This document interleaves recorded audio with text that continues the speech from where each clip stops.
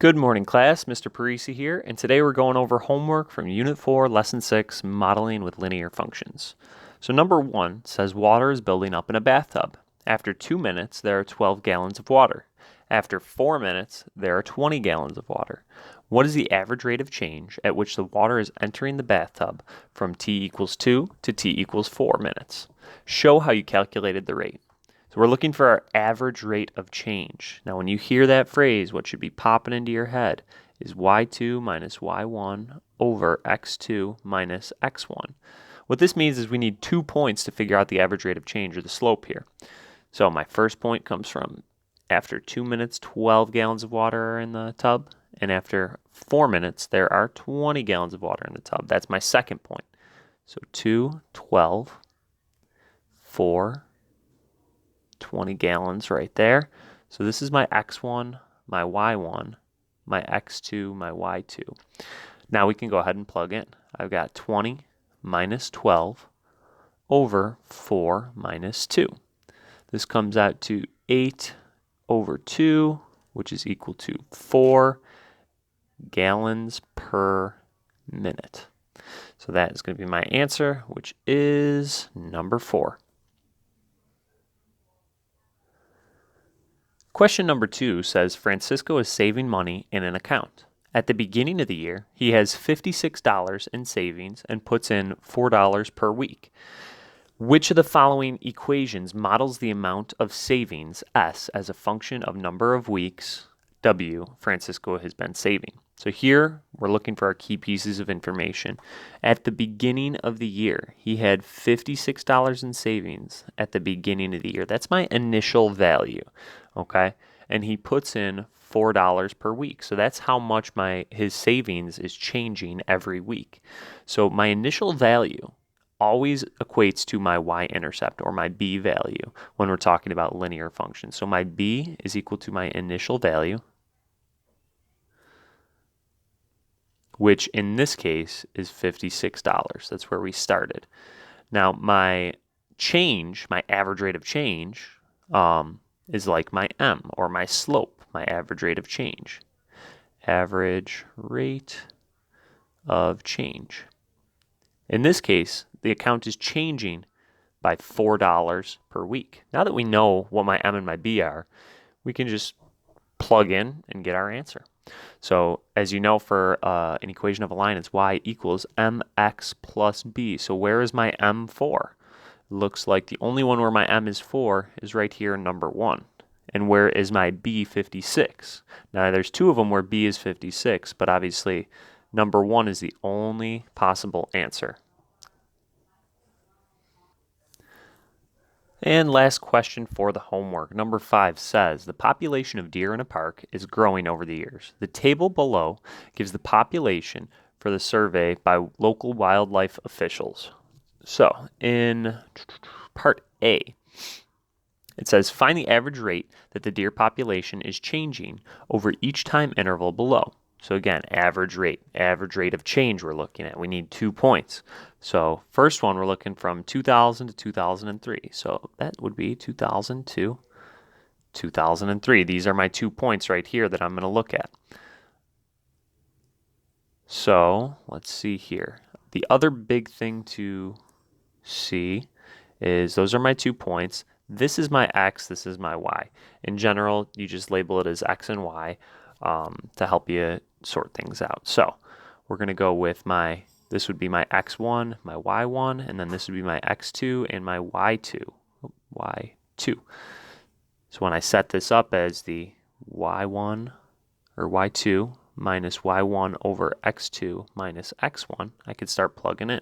So this would be 216 minus 168 over 2003 minus 2000.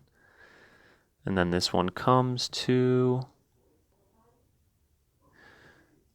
48 over 3, which is 16.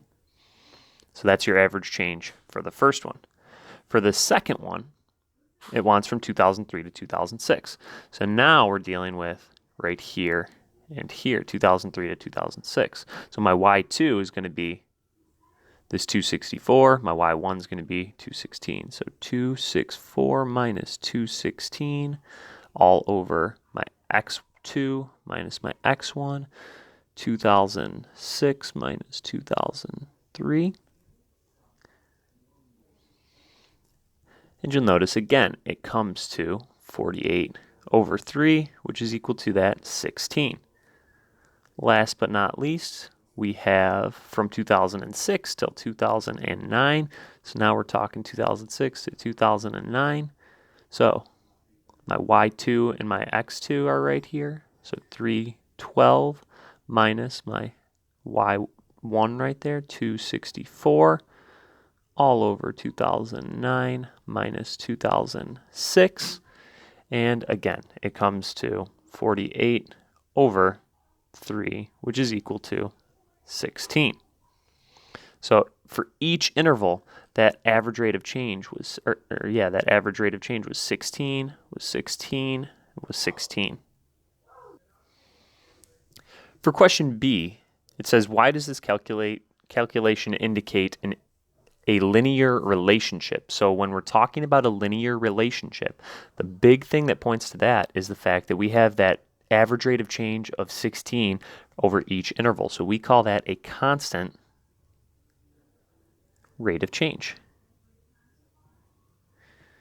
The fact that we're going up by the same amount over these even intervals means that it is a linear relationship. So for part C, if T stands for the number of years since 2000, write an equation for the deer population, P, as a function of T. So again, when we're talking about the equation of a line, we want to talk about two different things. Y equals mx plus b. You want to talk about your initial value and your rate of change. Now we know our rate of change is 16 because we calculated that up here. The average rate of change is always 16. It's that constant rate of change. B, for that initial value, well, what's my initial value? Looks like my initial value of deer was 168. 168. So I started at 168. I'm increasing by 16 deer every year. So when I write this equation out, it's y equals 16x plus b.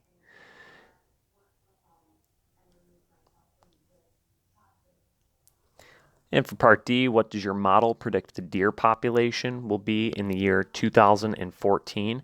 Now remember, when it talks about years, like in the last question, it's just talking about the number of years since 2000. So 2014 is actually 14 years since 2000. So I'm not going to plug in 2014. It's just plugging in 14. Okay, so the years goes into the x part. So my y stands for that population. 16, my x is going to be 14 because it's 14 years, plus my, what was my initial value? Oh, I never filled that in back here. So that was actually 168. There we go. So my initial value of 168. So all we got to do now is plug that into our calculator, and our answer comes out to 392 deer. And last but not least, part E, how many years will it take for the deer population to reach 500, round to the nearest year? So here we're looking for my question word, how many years right there? So how is my question word. How many years will it take? So I don't know the number of years. That means my x is going to be blank. So my right side of the equation is going to stay 16x plus 168. And they're giving me, I want a deer population of 500. Now all we have is an equation to solve round to the nearest year. So minus 168 minus 168, 500 minus 168 comes out to 332 equals 16x, because those cancel. Divide by 16, divide by 16. 332 divided by 16 comes out to